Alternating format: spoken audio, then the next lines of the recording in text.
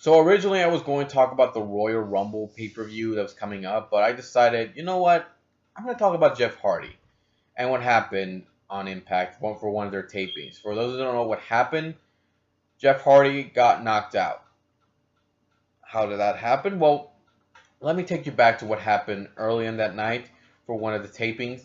Jeff Hardy competed against Abyss in a Monsters Ball match, and Jeff Hardy won the match, but a hardcore kind of match like Monsters Ball, it does take its toll on the body, and we've seen that in the past. And later in the night, he competed for the Lockdown taping, where he teamed up with his brother to face Abyss and Storm for the tag team titles.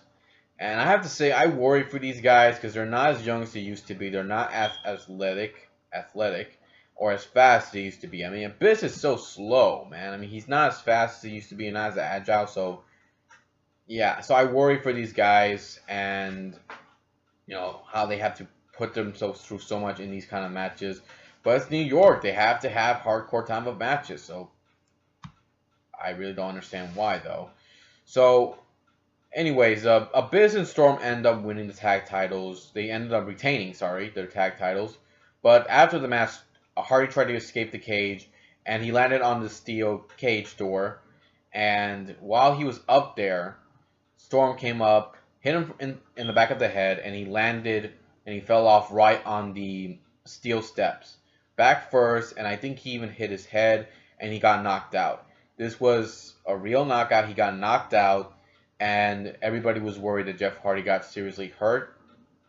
So, and even after the match, James Storm attacked him. So, even with that, and what happened earlier in the Monsters Ball, and what happened during the cage match, and then you add the falling on the steel steps, this guy is going to be out for a good long time. And not just because of the fact that he's not going to go for the UK for the tour in Europe. Yeah, he's not allowed to go there because of a criminal record he has.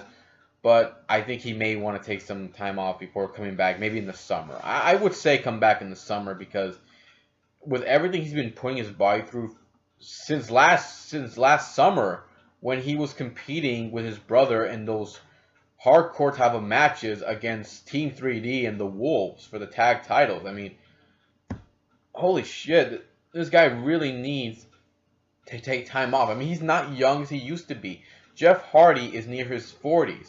And I worry for him because, he's been through so much hardcore kind of matches, and he had a problem with his back, and he was on drugs so much that you add that with all the pain he's been through to his body, I worry for him. I mean, he's a father. I think he would want to put he would think about his kid than putting himself through these kind of matches that could end his career, and that'd be it. Where would he go next? Where would Jeff Hardy go? So yeah, I worry for Jeff Hardy. I worry for these guys, the older guys in TNA, especially Kurt Angle. And when this guy, he's in his 40s, he's jumped off steel cages, landing in the middle of the ring with that moonsault of his, and sometimes he hits his opponent, sometimes he misses. But when he misses, that's when I worry for him.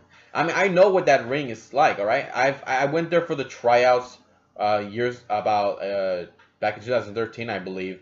I went for a tryout there. It does not feel good. All right, I'm glad that it was just for a few days because my body was so sore I could barely move. So imagine being like Kurt Angle. I can imagine what it's like for him, especially when he jumps off from the top of that cage, lands in the middle of the ring without hitting his opponent, and hits that mat. All right, it's not feel good. I would not be surprised if he retires in TNA instead of going to WWE. It would not surprise me, and if that does happen, it would probably be because of shit like that. I get it. They're trying to entertain the fans, but they really should, think about what is going to happen if they do get seriously hurt, and what's that going to be for their careers.